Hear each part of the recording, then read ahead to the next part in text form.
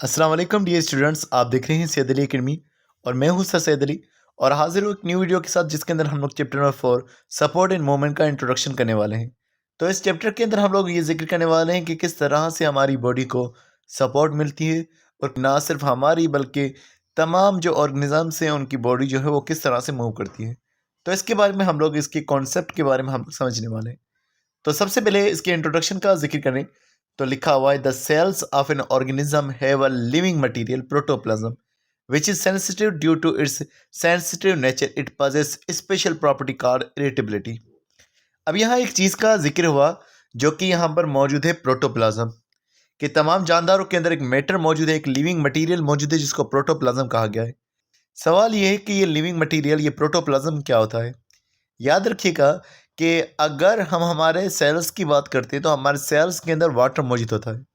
ये जो वाटर हमारे सेल्स के अंदर मौजूद है जिसको साइटोप्लाज्म का नाम देते हैं, ना सिर्फ वाटर साइटोप्लाज्म में मौजूद है पर न्यूक्लियस के अंदर भी मौजूद है, माइटोकॉन्ड्रिया के अंदर भी मौजूद है और भी कई सारे ऑर्गेनेल्स के अंदर जो है फ्लूइड मौजूद है। अब ये फ्लूइड क्योंकि यहाँ पर रिएक्शंस हो रहे हैं तो हम इसको प्रोटोप्लाज्म कहेंगे।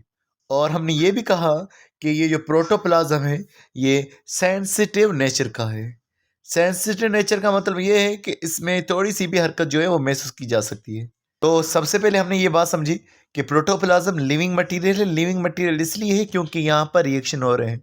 तो सेल का तमाम पानी जहाँ रिएक्शन हो रहा है वो प्रोटोप्लाज्म, और ये प्रोटोप्लाज्म सेंसिटिव है यानी कि ये रेस्पॉन्सेस को जो है महसूस कर सकता है, और रेस्पॉन्सेस को महसूस करना, उसके लिए जवाब निकालना, उस प्रोसेस को इरिटेबिलिटी कहा जाता है। तो इसके बारे में लिखा हुआ है it means it irritates when there is a change in the environment. तो प्रोटोप्लाज्म पर असर होता है जब इन्वायरमेंट के अंदर चेंज होता है, तो प्रोटोप्लाज्म उस चेंज के अकॉर्डिंग फिर रेस्पॉन्स भी दिखाता है। तो लिखा हुआ है due to this irritability the living organism take some action to reduce it irritation, these actions called movement. तो जब प्रोटोप्लाज्म के अंदर इन्वायरमेंट की वजह से कोई भी मामला होगा जिस वजह से साइटोप्लाज्म ये जो प्रोटोप्लाज्म है ये परेशान होगा, तो उस परेशानी को ख़त्म करने के लिए कुछ एक्शंस जो है वो अपनाएगा, तो उन एक्शंस को हम लोग मूवमेंट का नाम देते हैं। The change in environment take place due to some factors, these factors are called the stimuli. अगर कोई ऑर्गेनिज्म किसी इन्वायरमेंट में चेंज आने की वजह से वो कोई मूवमेंट कर रहा है तो ये तो उसका हो गया रेस्पॉन्स। लेकिन जो फैक्टर जो इस चेंज को लाने में सरगर्म था जिसकी वजह से ये चेंज आया है, उस चेंज को स्टिमुलाई कहा जाएगा। मिसाल आप ये समझ लें कि अगर हमारा हाथ किसी गर्म चीज़ पे लग जाए तो हम अपने हाथ को फ़ौरन से हटा देंगे। तो यहाँ पर जो गर्म ऑब्जेक्ट है वो है स्टिमुलाई, और हमारा हाथ जो मूव करना ये हमारा रेस्पॉन्स। तो स्टिमुलस के नतीजे में रेस्पॉन्स होता है। तो लिखा हुआ so we can say that movement is a response shown by living organisms towards stimuli. तो जो मूवमेंट है वो एक रेस्पॉन्स है जो जानदार करते हैं। अब वो टुवर्ड्स स्टिमुलाई भी हो सकता है या अवे फ्रॉम द स्टिमुलाई भी हो सकता है। मिसाल के तौर पर जो इंसेक्ट होते हैं वो जब खुशबू सूंघते हैं प्लांट की तो वह प्लांट की तरफ जा रहे, तो यहाँ पर टुवर्ड्स स्टिमुलाई मूवमेंट हो रही है। लेकिन हमारा हाथ जो है हटा देना गर्म चीज़ से, तो ये अवे फ्रॉम द स्टिमुलाई जो है मूवमेंट हो रही है। तो आगे लिखा हुआ है all living organism have a property of locomotion due to nutrients shelter and reproduction. Mainly plants are sessile while animals are usually mortal therefore they respond to stimuli in different ways. तो यहाँ लिखा हुआ है कि जानदारों की एक खासियत होती है और वो होती है लोकोमोशन।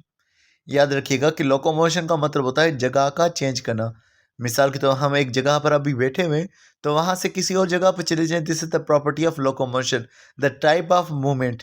लेकिन ये जो लोकोमोशन है, जो मूवमेंट की एक किस्म है, ये एनिमल्स के अंदर हो रही होती है, प्लांट्स के अंदर नहीं होती, क्योंकि प्लांट्स सीसाइल है, प्लांट्स एक जगह पर ठहरे हुए होते हैं। और लोकोमोशन कई वजहों से हो सकती है, न्यूट्रिएंट्स की तलाश में हो सकती है, शेल्टर के लिए हो सकती है या रिप्रोडक्शन के लिए हो सकती है। उसके अलावा लिखा हुआ है plant response to stimuli by adjusting the rate of growth and osmotic conditions. Plants अगर रेस्पॉन्स करेंगे स्टिमुलाई को, चेंज को रेस्पॉन्स करेंगे तो किस तरह से करेंगे, वो अपनी ग्रोथ को बढ़ा सकते हैं। जैसे अगर सूरज की रोशनी आ रही है तो वो रेस्पॉन्स ये दिखाएंगे कि वो अपनी ग्रोथ को बढ़ाएंगे टुवर्ड्स द सन। और उसके अलावा ऑस्मोटिक कंडीशन यानी वाटर के हिसाब से भी उनकी बैलेंस होती है, जिसको हम आगे देखने वाले। While response to these stimuli by changing their position either toward or away from the stimuli। तो ये जो है रेस्पॉन्स कि हम जगह को तब्दील करें स्टिमुलस की तरफ जाएं या स्टिमुलस से दूर भागें, ये एनिमल्स के अंदर होता है। और मूवमेंट की किस्म ये लोकोमोशन कहलाती है। The movement can also occur at cellular level like cyclosis in cell or the movement of chromosome toward their respective poles during cell division etcetera. तो मूवमेंट जो है ये सेल्यूलर लेवल पे भी हो सकती है। सेल्यूलर लेवल पर किस तरह से कि सेल के अंदर जैसे साइक्लोसिस हो रही है, साइक्लोसिस यानी कि साइटोप्लाज्म का मूव करना, गोल गोल घूमना। साइटोप्लाज्म मूव करता है कई सारी सूरतों के अंदर, जैसे अगर ठंड होती है तो प्लांट्स का साइटोप्लाज्म मूव करता है, साइक्लोसिस होती है, हीट जनरेट होती है। उसके अलावा जब सेल डिवाइड हो जाता है तब भी साइक्लोसिस होती है। और उसके अलावा जो क्रोमोसोम्स आपने पढ़ा हुआ है माइटोसिस के अंदर या मियोसिस के अंदर, तो क्रोमोसोम्स जो होते हैं वो टूटकर दो अलग अलग टुकड़ों में चले जाते हैं। तो क्रोमोसोम्स की मूवमेंट भी सेलुलर लेवल पे हो रही है। अब यहाँ लिखा हुआ है on the basis of stimuli there are two type of movement. Stimuli के हिसाब से दो तरह की मूवमेंट है, एक को ऑटोनॉमिक कहा जाता है और दूसरे को पैराटोनिक कहा जाता है। अब जो ऑटोनॉमिक है खुद ब खुद होने वाली मूवमेंट, और पैराटोनिक जो किसी बाहर की चीज़ की वजह से मूवमेंट हो। तो ऑटोनॉमिक मूवमेंट जो होती है वो इंटरनल स्टिमुलाई की वजह से होगी, यानी अंदरूनी तौर पर अगर कोई चेंज आएगा तो उसके रेस्पॉन्स में मूवमेंट होगी। तो इसके अंदर किस तरह से लिखा हुआ है, cramps due to involuntary release of calcium ions, कि हमारी बॉडी के अंदर झटके वगैरह लग सकते हैं, जो दर्द वगैरह हो सकता है। और इस वजह से क्योंकि हमारी बॉडी के अंदर जो है कैल्शियम ज़्यादा प्रोड्यूस होते हैं, कैल्शियम का ज़्यादा प्रोड्यूस होना जो है ये मूवमेंट खास कराने में मदद करता है। तो कभी कभार इंसान के हाथ कांपने लग जाते हैं, तो ये भी जो है इंटरनल स्टिमुलाई की वजह से मूवमेंट हो रही है, इसको हम ऑटोनॉमिक या स्पॉन्टेनियस मूवमेंट कहेंगे। दूसरी जो एक्सटर्नल स्टिमुलाई की वजह से मूवमेंट हो रही है, तो उसे हम रिफ्लेक्स एक्शन की एक मिसाल के तौर पर बयान कर रहे हैं। रिफ्लेक्स एक्शन में मिसाल हमारा हाथ किसी गर्म चीज़ पे लग गया, कोई नीडल हमें पिन हुई, हमने उसको अगेंस्ट जो है रिस्पॉन्स दिखाया, तो ये पैराटोनिक या इंड्यूस्ड मूवमेंट। अब on the basis of responses, तो तीन तरह की मूवमेंट्स का जिक्र है यहाँ पर। एक मूवमेंट जिसको टेक्सस कहा गया है, टेक्टिक मूवमेंट कहा गया है, या जिसको लोकोमेंट्री मूवमेंट कहा गया है। जब यहाँ लोकोमेंट्री मूवमेंट का जिक्र आ गया तो समझिएगा कि इसके अंदर जगह चेंज होगी। तो इसके अंदर लिखा हुआ है the type of movement where organism change its place either toward और अवे फ्रॉम द स्टिमुलाई। तो स्टिमुलाई की तरफ या स्टिमुलाई के दूर जो है ऑर्गेनिज्म जाता है, और ये आमतौर पर एनिमल्स में देखी जाती है। एनिमल्स के अलावा किस में ज़ाहिर होगी, एनिमल्स के अलावा बैक्टीरिया में, प्रोटोजोआ में, इनके अंदर ये मूवमेंट ज़ाहिर हो सकती है। अगर जानदार किसी चीज़ की तरफ जा रहा है, स्टिमुलस की तरफ जा रहा है, तो वो पॉजिटिव जो है टेक्टिक मूवमेंट कहलवाएगी, पॉजिटिव टेक्सिस मूवमेंट कहलवाएगी। और अगर दूर जा रहा है तो नेगेटिव जो है टेक्टिक मूवमेंट या नेगेटिव जो है टेक्सिस मूवमेंट कहलवाएगी। उसके अलावा हम दूसरी मूवमेंट का जिक्र करें, ट्रॉफिक मूवमेंट का, तो इसके हवाले से लिखा हुआ है कि ये ग्रोथ काज करती है, और इसके अंदर एक जानदार जो है अपने पार्ट्स को जो है वो ग्रो करा रहा होता है, और ये आमतौर पर फंजाई के अंदर, प्लांट्स के अंदर और बैक्टीरिया के अंदर हासिल होती है। अब ये जो है ट्रॉफिक मूवमेंट ये प्लांट्स के लिए आ रही होती है, तो इसके अंदर ग्रोथ की रूट है टुवार्ड्स वाटर एंड मिनरल्स और सॉइल। जो रूट है वो जा रही है ज़मीन की तरफ, इसे हम जियोट्रॉफिक मूवमेंट कहेंगे। पानी की तरफ रूट जाएगी तो उसे हाइड्रोट्रॉफिक कहेंगे। और उसके अलावा स्टेम अगर लाइट की तरफ जाएगी तो उसे फोटोट्रॉफिक मूवमेंट कहेंगे। अगर वो जा रही है उस चीज़ की तरफ से पॉजिटिव मूवमेंट, अगर दूर जा रही तो नेगेटिव मूवमेंट कहलवाएगी।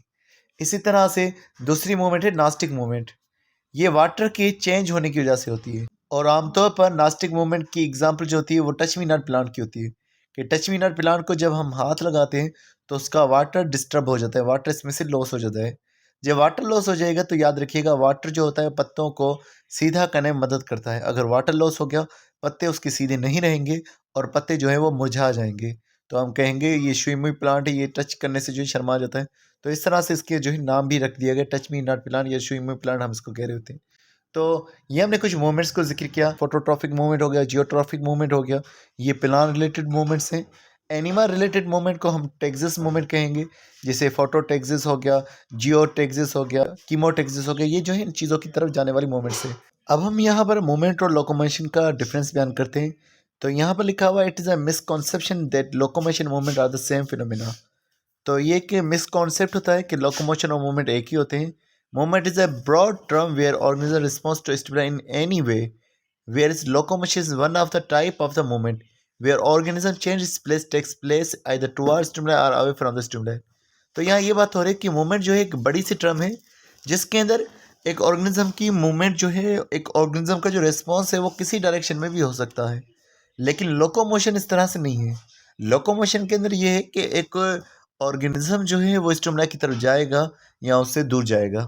तो locomotion is the type of movement जिसके अंदर जगह जो है वो चेंज हो रही है, जबकि मूवमेंट के अंदर कोई भी हरकत हो सकती है। तो लिखा हुआ if an organism show response toward stimuli but does not change its place it may be any type of movement but not a locomotion. कि अगर एक ऑर्गेनिज्म स्टिमुलाई के अगेंस्ट में रिस्पॉन्स तो दिखा रहा है लेकिन वो अपनी जगह को चेंज नहीं कर रहा, तो ये मूवमेंट कर रहा है, लोकोमोशन नहीं कर रहा। मिसाल के तौर पर अगर एक मच्छर आ रहा है और हमने उस मच्छर को खड़े खड़े रह करके हमने उसको जो है मार दिया, तो हमने यहाँ पे ये मूवमेंट की लेकिन हमने लोकोमोशन नहीं की। तो मूवमेंट एक बड़ी टर्म है, लोकोमोशन उसकी एक टाइप है जिसके अंदर जगह चेंज हो रही है। तो डियर स्टूडेंट्स, ये हमने इस टॉपिक के बारे में पढ़ा। नेक्स्ट टॉपिक के अंदर हम स्केलेटन और उसकी टाइप्स का जिक्र करेंगे। तो मिलते हैं नेक्स्ट, तब तक अपना बहुत सारा ख्याल रखिएगा। अस्सलाम वालेकुम।